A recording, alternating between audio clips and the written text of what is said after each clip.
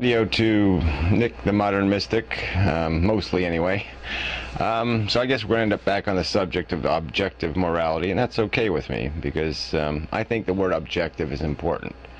Regardless of Ayn Rand and her bullshit, what we do know is we know what the word subjective means. We know what the word bigotry means. We know what the word preference means. We know what the word preference means. We know what the word beauty means.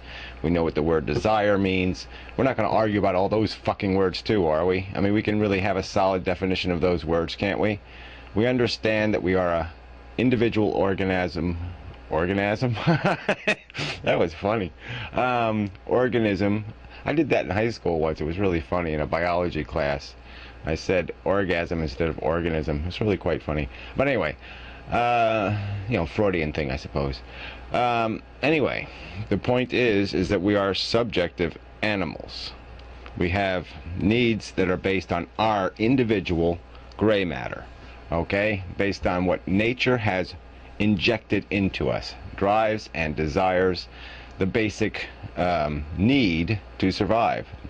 Even though survival isn't really the objective, we get hungry, okay? If survival was the objective, nature would need to make us hungry, because we would know that survival is the objective, we need food to survive, therefore we should go eat. No, because we are dumb animals at our root, okay? Nature has given us desires and drives to motivate us to do what it wants, in quotes, us to do, to be the successful beast we are supposed to be.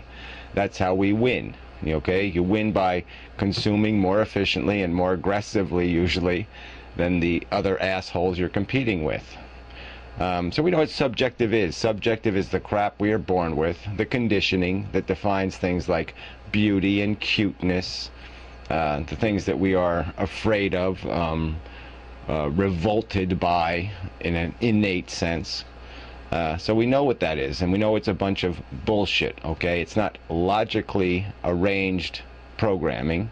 It's illogical programming. It's chaotic programming. It's programming imposed on us completely arbitrarily, okay, by stupid, idiotic circumstances.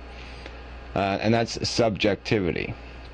And so when I use the opposite of that word, or the antonym, so to speak, of objectivity, that means that yes, you separate yourself from that subjective bullshit when you think, okay, and you use logic. All right, it's a valid word, logic. And so yeah, you have to, logic has to be always premised on something. That's how you combine truths and you come up with another truth. It is an addition or subtraction equation which produces a result that is a new truth.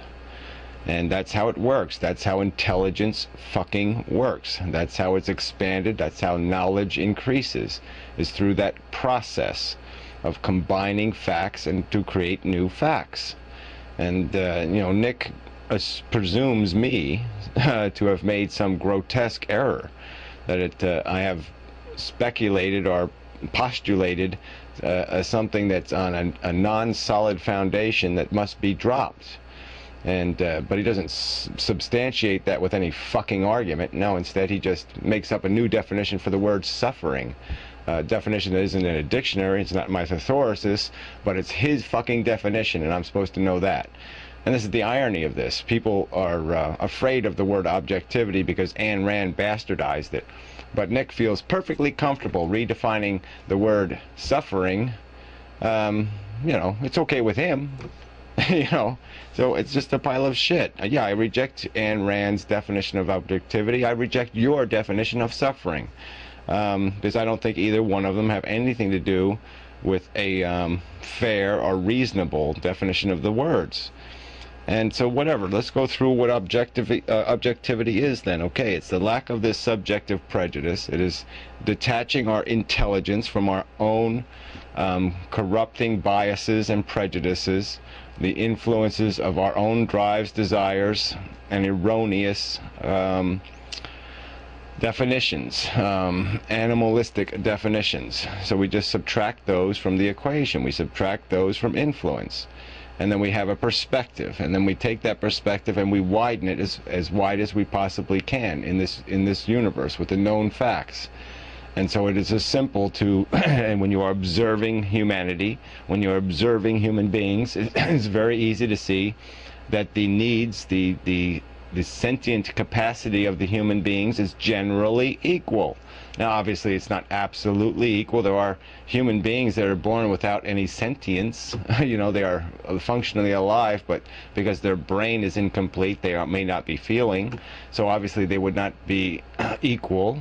But let's just say, let's analogize ourselves to automobiles or something, and when they come off the showroom floor, let us call them equal. But now if those automobiles, through minor use or just even use, period, start to dysfunction, the steering doesn't work and the brakes don't work, well then those cars are no longer equal, because one becomes a hazard on the highway and one is functional and useful. And so now they're no longer equal, and that's the simple, the simple equation here is we can say they are equal, but in how they affect or what they produce external to themselves becomes another standard by which they can be judged. They are equal in terms of their respectability as feeling individuals. We can say that about human beings. They are equal in terms of their respectability as feeling organisms. They are equal in terms of their respectability, I would even say, of their individuality, their right to invest their own welfare in their own judgment. I would say that it would be reasonable to say that they should certainly have that right. They've earned it by having an intelligence, by having a capacity of judgment that is, generally speaking, again, comparable. And so then it's going to be possible to try to isolate what is the right conclusions, what are the wrong conclusions, what is the truth, what is not the truth. And you would do that logically. That's what the stupid brain we have is made to do. It is made to evaluate circumstances and draw conclusions. That's what logic does. It's an insult to our intelligence to say, no, we're not supposed to apply it. We are not supposed to use it. We're not supposed to apply even common sense by Nick's standards, I think. It's just stupid. It's stupid to have this argument and go through this, because this is mostly semantic bullshit. But beyond that, there is this underlying, apparently Nick has a conclusion that yes, because we are predestined, because there is a deterministic universe, and that we are merely playing out our role in a pre-written script, that somehow that removes our right to pass judgment on the functionality of individuals. And it doesn't. It doesn't change the fundamental truth that the bad actors are still bad actors, and that the good actors are still good actors. There's still a distinction between these two. There's still a distinction between the functional automobile and the dysfunctional one, and we can alter how they are treated based on that functionality. And there's nothing wrong with making those judgments. There would certainly be something wrong in using revenge or some other emotional bullshit, to blame the car for what they are.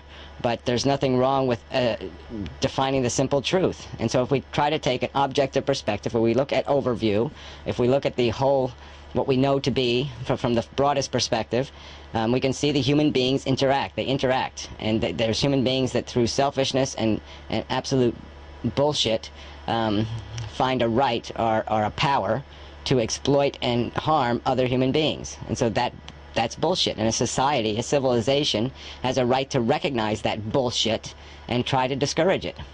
It has a right to encourage people to do cooperative things that enhance the lives of more people, that make life better for more people, because of the nature of this equality. So obviously those who are consuming for themselves, who are reckless to the needs of the rest of the civilization, the rest of the society, that is negative or destructive or bad behavior, and a society has a right to discourage it. If they're a bad enough actor, it's fair to pull out the hook and pull them off the fucking stage. There's nothing evil or wrong in making those conclusions. It's only rational and logical. The math is obvious. That which is consuming too much beyond what it's producing is inefficient. It is destructive. If you cannot produce enough to justify your existence, then you really have no right to your existence. Your existence is a detriment. It is a negative. It is not an asset. It is a deficit. And it's only logical to pass that judgment.